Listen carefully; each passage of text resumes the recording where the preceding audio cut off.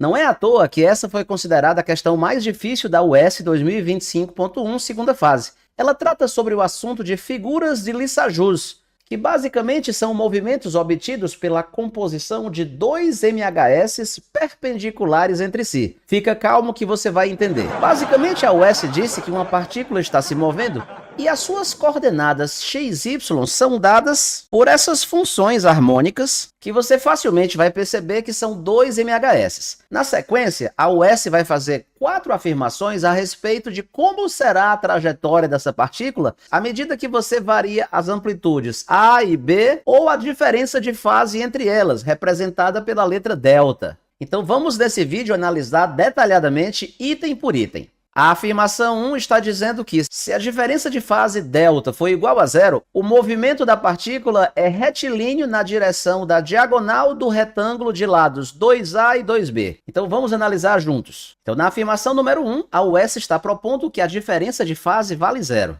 Então, pessoal, se esse φ aqui vale zero, a função do y vai ficar basicamente a cosseno de ômega t. Vamos dividir essa equação do y por essa equação do x. Você vai poder cortar esse cosseno de ômega t com esse cosseno de ômega t. Passando o x multiplicando, você vai encontrar y é igual a sobre b vezes x. Você reconhece essa equação? De fato, essa é a equação de uma reta. Como ficaria o gráfico dessa reta num plano XY? Nessa função afim, qual é o valor de y quando x vale b? Você vai encontrar que y vale a. Então, realmente, essa reta que você vai encontrar, ela está na diagonal de um retângulo de lados 2A e 2B. A afirmação 1 está correta. Vamos ver essa composição de movimentos na prática? Esse simulador foi feito pelo Jaime Moreira no GeoGebra e permite que você explore exatamente as trajetórias dessa partícula mostrada nessa questão da US. Nesse simulador, a coordenada x da partícula é dada por essa função azul, o y é dada por essa função vermelha, e aqui nesses parâmetros você pode aumentar ou diminuir a amplitude, a frequência e a fase de cada uma delas. Perceba que eu coloquei a opção em que elas estão oscilando com a mesma frequência, ou seja, o ômega do y é o mesmo ômega do x e a fase inicial é zero para as duas, exatamente na situação proposta na afirmação 1. De fato, a partícula que está se movendo de acordo com essas equações é essa partícula preta. Professor, eu quero brincar nesse simulador. Calma, no final do vídeo eu vou liberar o link para você mesmo poder acessar o simulador e se divertir com as figuras de Lissajous. Vamos então para a afirmação número 2. Só um parêntese na minha resolução, eu estou o tempo inteiro considerando que A e B são constantes positivas. Vamos então para a afirmação número 2.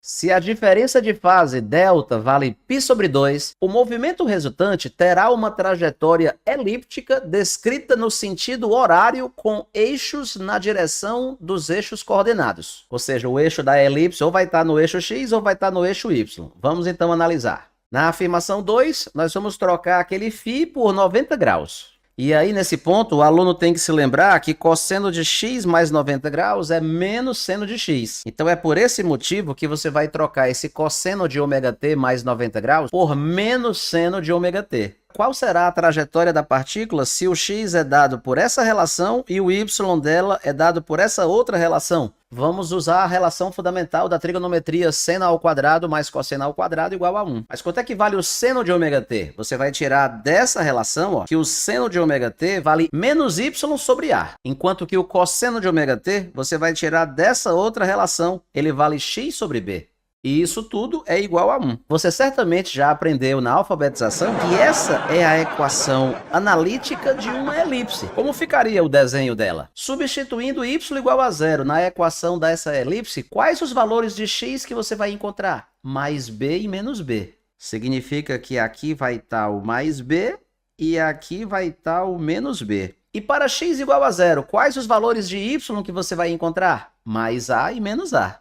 Por isso que aqui vai ficar o mais A e aqui vai ficar o menos A. A dificuldade maior, na verdade, é você saber se essa elipse vai ser descrita no sentido anti-horário ou no sentido horário. Professor, pelo amor de Deus, como é que eu vou saber isso daí? Realmente, isso daí é uma das partes mais difíceis. Eu me lembro quando eu estudava para o vestibular do ITA, na década de 90, esse tipo de questão costumava cair e a parte mais difícil era saber se a trajetória era horária ou anti-horária. Mas eu vou te mostrar agora como é que eu vou saber se é horária ou se é anti-horária. Por simplicidade, vamos supor que nós estamos no instante em que ômega-t vale 0. Qual é a posição da partícula em cima dessa elipse? Quais são as coordenadas x, y dela?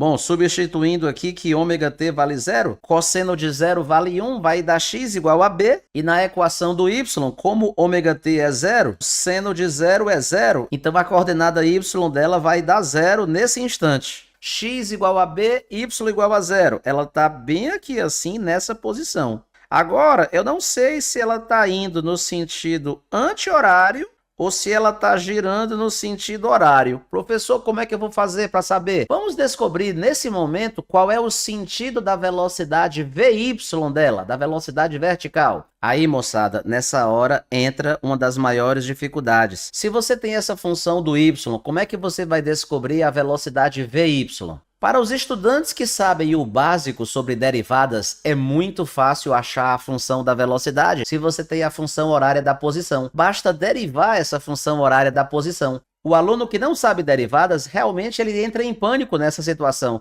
Como é que eu vou saber a função do VY a partir da função do Y? Professor, mas derivada é um assunto que dá para eu aprender ou não? Sim, dá para qualquer estudante de ensino médio aprender. Aliás, no meu curso de Física Online para escolas militares, você que vai prestar o S, se você fizer as minhas aulas de aprofundamento de MHS e as minhas aulas de introdução a derivadas, você vai se sentir muito mais seguro para essa prova da UES. Professor, mas eu vou aprender esse negócio de derivada, não é muito complicado não?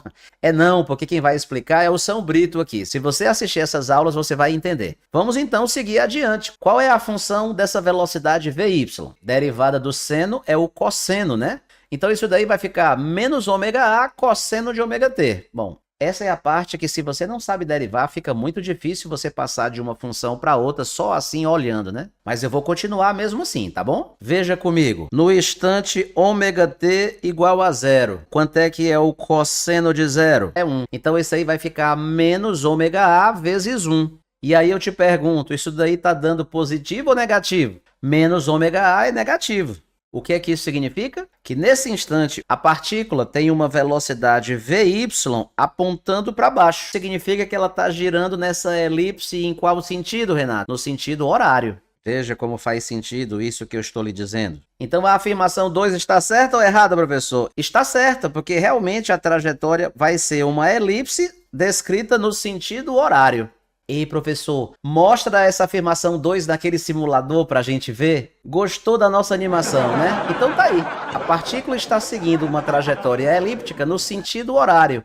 Perceba que eu selecionei aqui para 90 graus a fase inicial da função do y e a função do x, ó, eu deixei fase inicial igual a 0. Então é exatamente o que eu acabei de te mostrar e, de fato, a afirmação 2 é verdadeira. Vamos voltar então para a afirmação número 3. Se a diferença de fase for 3π sobre 2 e os sinais apresentam a mesma amplitude, ou seja, se A é igual a B, a trajetória resultante será circular, descrita no sentido horário. Então vamos nós, agora a gente vai ter que fazer que a diferença de fase é 270 graus. Então, como é muito parecido com a afirmação número 2, eu vou aproveitar aquelas equações que eu já tenho escrito aqui. Veja, o que vai mudar? A diferença de fase, eu coloquei 270 graus e agora A é igual a B. Então, onde tem esse B aqui, olha, eu vou colocar um A. E aí o vestibulando teria que lembrar dessa relação aqui, ó. Cosseno de x mais 270 graus é seno de x. Professor, é muita coisa. É verdade. Mas nas minhas aulas do aprofundamento de MHS, você fica muito craque nesse tipo de relação trigonométrica. Eu deixo você bem bisurado. Vamos então seguir adiante. Então, esse cosseno de ômega t mais 270 graus, agora ele vai ficar mais A seno de ômega t. E aí, novamente, eu vou usar o fato de que seno ao quadrado mais cosseno ao quadrado igual a 1.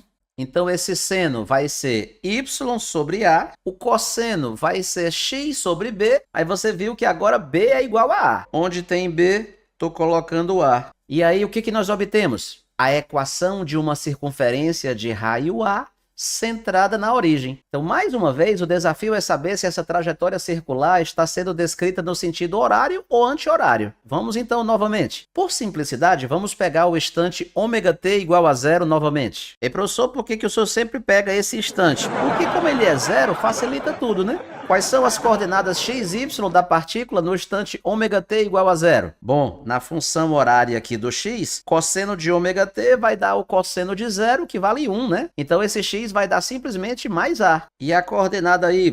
Bom, no instante ômega-t igual a zero, seno de zero é zero, né? Portanto, esse y aqui vai dar zero. Então, cadê a posição da partícula? X igual a mais a, y igual a zero. Ela está exatamente aqui, ó. Agora resta saber se ela está descrevendo essa trajetória circular no sentido horário ou anti-horário. Aí como é que eu vou saber? Vamos ver se o VY dela é para cima ou é para baixo. Para achar a função da velocidade VY sem sofrimento, eu vou simplesmente derivar essa função do y. Professor, eu ainda não sei derivar, mas você vai aprender, amigão. E quando você aprender, você vai achar muito fácil. Quando você aprender, você vai dizer assim, vala, isso aqui é muito fácil. Ah, eu vi o pessoal falando que sabia derivar, eu achava que era uma coisa de outro mundo. Dá para aprender. Vou deixar aqui na descrição desse vídeo o link do meu curso de física para você assinar pelo menos um mês, para você fazer o aprofundamento. Você vai ficar muito satisfeito. Então, derivando essa função, a derivada do seno é o cosseno. Professor, mas tem como fazer sem derivar? Mas eu acho complicado. Você vai decorar todas as funções? Não tem condição, entendeu? A galera que resolve esse tipo de questão de maneira consciente, saindo da função horária da posição e achando a função horária da velocidade com a maior tranquilidade, é porque sabe derivar. Então isso daqui está dando ômega-a cosseno de ômega-t. Então se ômega-t vale zero, aqui vai ser o cosseno de zero, que é 1. A velocidade VY no instante desejado está dando positiva. É porque VY aponta para cima. Isso significa que a partícula está descrevendo essa trajetória circular no sentido anti-horário. E professor, mostra aquela simulação massa para eu ver ela girando no sentido anti-horário. E professor, mas aí tá uma elipse. O senhor não falou que seria uma circunferência? Ah, é porque eu preciso ajustar a amplitude para ela ficar igual a outra. A amplitude no eixo X está 2, vou colocar a amplitude no eixo Y 2 também, ó. Pronto, olha aí. Lembra que as duas amplitudes precisam estar iguais. Então tá aí, olha. De fato, a partícula está descrevendo o movimento circular no sentido anti-horário. Veja que na afirmação 3, ela disse que o sentido seria horário. Por isso, a afirmação 3 está falsa. Vamos então para a afirmação 4. Se a diferença de fase vale π, ou seja, 180 graus, o movimento resultante é novamente retilíneo, mas ao longo da outra diagonal do retângulo de lados 2A e 2B. Vamos ver se isso é verdade. Como essa afirmação é muito parecida com a número 1, eu vou aproveitar as equações que já estão escritas ali do lado. Aquele φ eu preciso trocar por 180 graus. Você tem que lembrar que o cosseno de x mais 180 graus é menos o cosseno de x. Então é por isso que esse a cosseno de ômega-t mais 180 graus, você vai trocar por menos a cosseno de ômega-t. Dividindo uma equação pela outra, você vai encontrar a equação de uma reta. Mas agora, claramente, o coeficiente angular é negativo, né? Considerando que a e b são constantes positivas. Então essa reta é decrescente. Se você substituir nessa função x igual a mais b, o que é que você vai encontrar? Y igual a menos a, que são as coordenadas desse ponto aqui embaixo, ó. E se você substituir que x é igual a menos b, você vai encontrar que y é igual a mais a, que são as coordenadas desse outro ponto aqui em cima, olha. Ou seja, de fato a trajetória vai ser uma reta apoiada na outra diagonal do retângulo de lados 2A e 2B.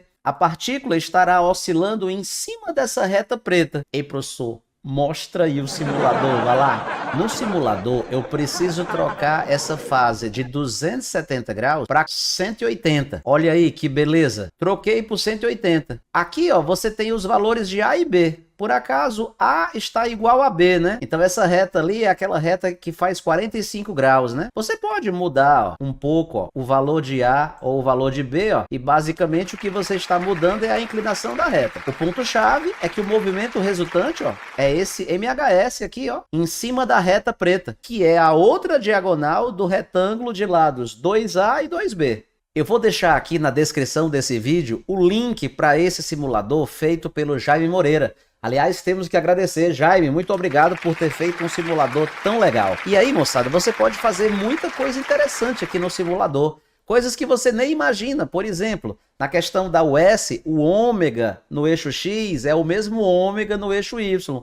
Mas se os ômegas fossem diferentes? Meu Deus, eu não acredito, não. Olha aí o que acontece, ó. Se os ômegas fossem diferentes, ó. Caramba, Renato Brito! Nem sempre a trajetória, ó, é fechada. Às vezes ela dá uma trajetória aberta. Fala, professor, então quer dizer que poderia ser pior e eu não sabia. Pois é, cara, para você ver até que ponto pode ir a crueldade humana. Mas tudo isso você pode brincar no simulador, né? Quando você tiver o link, né? Você vai poder se divertir com esse simulador do Jaime. Então vamos agora finalizar a resolução da questão da US. Então, moçada, no final das contas, a afirmação número 4 também era verdadeira. Então, são verdadeiras a 1, a 2 e a 4, que é o que está sendo dito aqui na letra B dessa terrível questão da US. Figura de Lissajous caía na prova do ITA na década de 90 e sempre foi um assunto terrível. Então lembre-se, vou deixar aqui na descrição desse vídeo o link para o simulador e o link do meu curso de aprofundamento para a US, que contém o aprofundamento de MHS, que contém as aulas sobre derivadas, você vai ficar top. Valeu? Então se você gostou desse vídeo, da nossa resolução, deixe o seu like ali embaixo, inscreva-se no meu canal e até a próxima. Valeu!